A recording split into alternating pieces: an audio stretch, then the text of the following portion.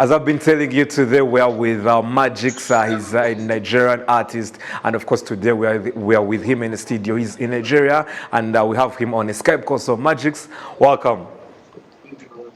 Hello, hello. I'm so glad to be on your show. You Really okay? happy to be on your show. Yeah, I am. So how is Nigeria? Everything is great. Everything is awesome. I can't really wait to come to Rwanda. Okay, we are waiting for you. Like we are honest, like waiting for you to be. So like the first question I will ask you about. You're not that much old. You're still young. Let me say that. But how was your childhood? Um, Coming up, I feel like I've always been around great people. I grew up in Lagos, Ogba, to be precise. Lagos in Nigeria, Ogba to be precise. And I Okay. grew up with my grandma. Um, and This were like people who like built my foundation. My grandma, my grandpa, my mom too. So growing up for me was really fun. And I always enjoyed just being around people. So yeah. Okay. So there is something I read in the newspapers in Nigeria that you started singing at the age of 10 years old. Is it true? Yeah, I did. So I've been singing okay. since I was in a choir. Actually, I used to sing in the choir um, with my grandma. My grandma was in the main church. I was in the children's church. So I graduated from the children's church at the age of 9. Then when I went to the senior church, that was when I graduated into like the main choir. So I've been singing and I've been writing since I was like 12. You know, so Okay. it's been a ride. It's been And really a then ride. from there to till university, that you even had a fan Yeah. base while at university. So take me through the Yeah. fame that you had at the university. Not like the one you have Oh, now, but the one you had at the university. university. Okay, so I remember very well like me going to school. I made sure that I stayed in Lagos because I knew like if I left Lagos, I would definitely like miss out on a lot of stuff. Lagos is like the center of like entertainment, in Nigeria, and I made sure that I stayed in Lagos.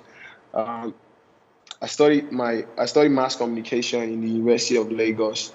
That was where like I started like gathering like a fan base. I remember winning Mass Comm Got Talent in my first year in school. So that was like the big break for me. Everybody started talking about me. Everybody started noticing who Magixx was or who Magixx is. So like, and those people like really like put me on. They told more people about me, told more departments. I used to perform at a lot of shows in school. It was beautiful. It was really beautiful, man. I swear, it was really beautiful. It was beautiful. Then from there, you like the fame and like everything, like with your talent and everything. So you signed with Yeah, Mavin Records. How was it signing with Mavin yeah. Records? How did it happen for you to be the new act of Mavin Records? Yeah, that was right after school, or almost before I finished school, because I already like I was putting out a lot of content, online. I was dropping a lot of freestyles on Instagram. So one midnight, I was opportuned um, to be reached out to, you know at midnight. I was actually seeing a Netflix movie, and I was kind of like cozy, sleepy also. But immediately I saw the message because someone reached out to me and it was like, Don Jazzy is interested in signing you. It seemed like a lie at first, because everybody wants this opportunity. It's like once in a lifetime opportunity.